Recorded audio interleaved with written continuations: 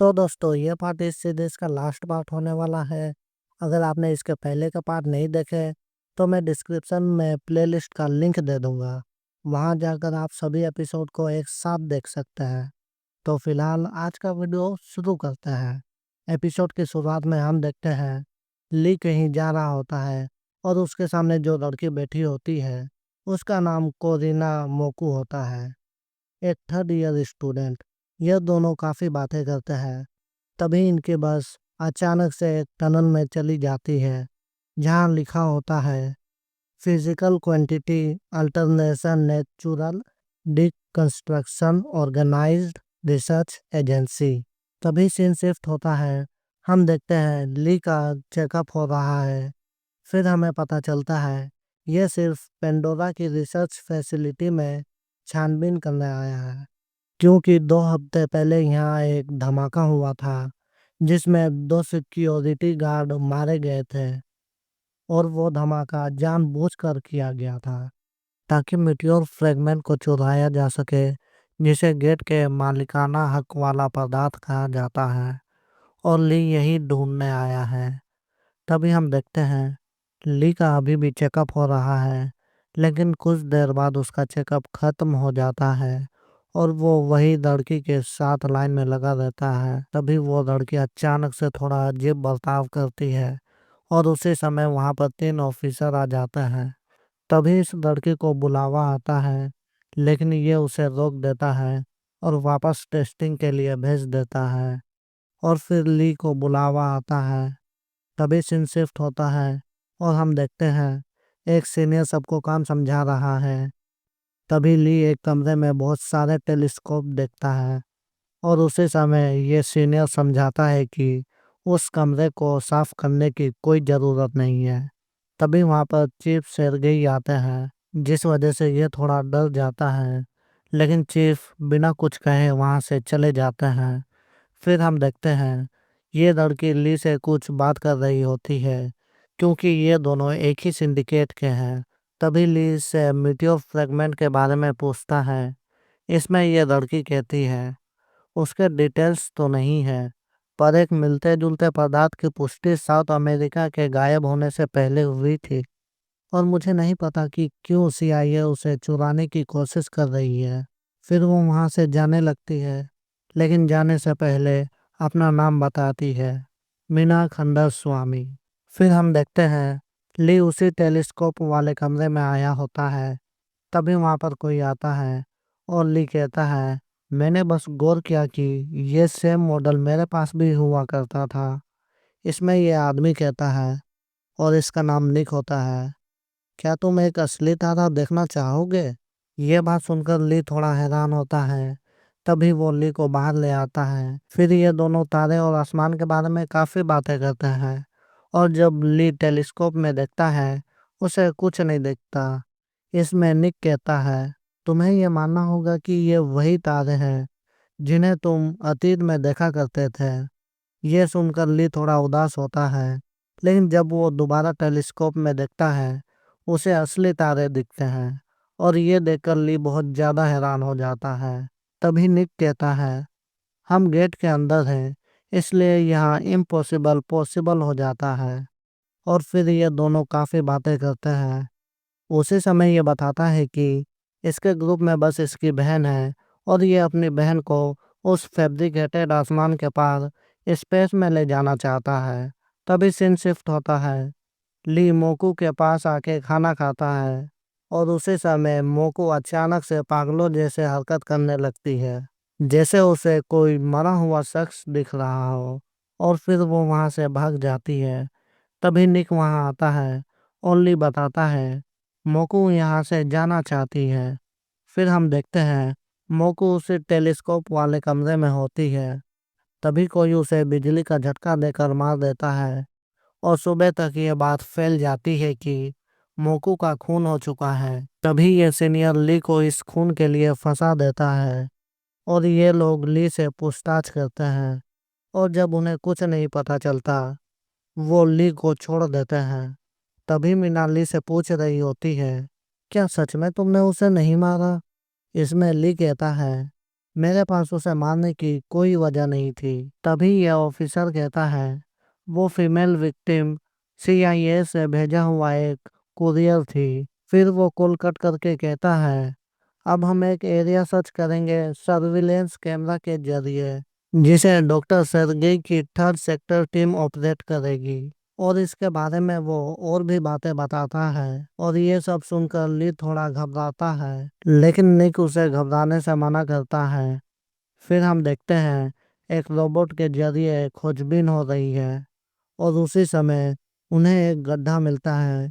तभी अचानक से ली को बहुत डर लगने लगता है, क्योंकि उसने एक लड़की को देखा होता है। फिर हम ली और उसकी बहन का एक फ्लैशबैक देखते हैं, जहां वो दोनों स्टार्स देख रहे होते हैं। फिर जैसे ही ली उसके पास भाग के आता है, वो एक दूसरी जगह पर पहुंच जाता है।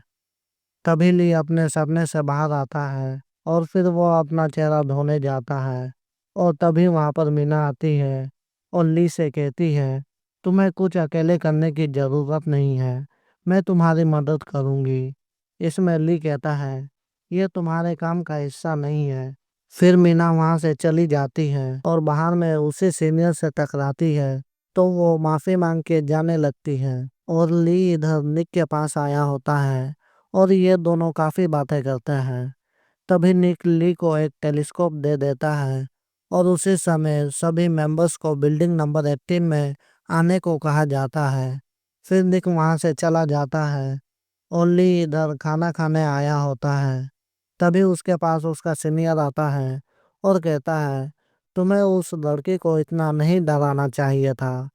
लेकिन ली उस पर ध्यान नहीं देता और अपना काम करने लगता है। तभी ली मीना के पास आके पूछता है, क्या तुम्हें किकुचू से कोई इन्फो मिली? इसमें मीना कहती है, मुझे अभी याद आया कि वही था जिसे पहले बॉडी का पता चला। मुझसे जो हो रहा है मैं कर रही हूँ। यह सुनकर ली मीना को सब कुछ अकेले करने के लिए डांटता है, और उसे दोबारा कुछ भी ना करने को कहता है। तभी एक इमरजेंसी अनाउंसमेंट होती है, सभी को उनके दिए गए एरिया में जाने को कहा जाता है। फिर हम कुछ लोगों को मरा हुआ देखते हैं, उन सभी के जूते उल्टे होते हैं। ये देखकर सभी हैरान हो जाते हैं। तभी सीन शिफ्ट होता है, निक बिस्तर में होता है, और इधर ये ऑफिसर कहता है, तुम और खोज क्यों नहीं करोगे? इसमें यह आदमी कहता है, मैं अब और लोगों को नहीं खो सकता। फिर ऑफिसर अपने ऑफिस में आता है, और वहां पर उसके बॉस भी होते हैं, और वो बॉस मिंटियोर के टुकड़े के बारे में पूछता है। इसमें यह ऑफिसर कुछ नहीं कहता। ये देखकर बॉस कहता है, मैं चीफ एग्जीक्यूटिव को इससे ज्यादा नहीं रोक सकता। तभी हम दूसरी तरफ ली को देखते हैं। वो निक के पास आके उनकी हालत के बारे में पूछता है। इसमें निक कहता है, अब मैं पहले से बेहतर हूँ, और मैं इस जगह को छोड़कर वापस नासा जा रहा हूँ। इसलिए मुझे साथ में तारे देखने वाले वादे को तोड़ने के लिए माफ करना। इसमें ली कहता है, हम दोबारा तारे जरूर देखेंगे, और अगली बार अपनी बहन को भी साथ में लाना।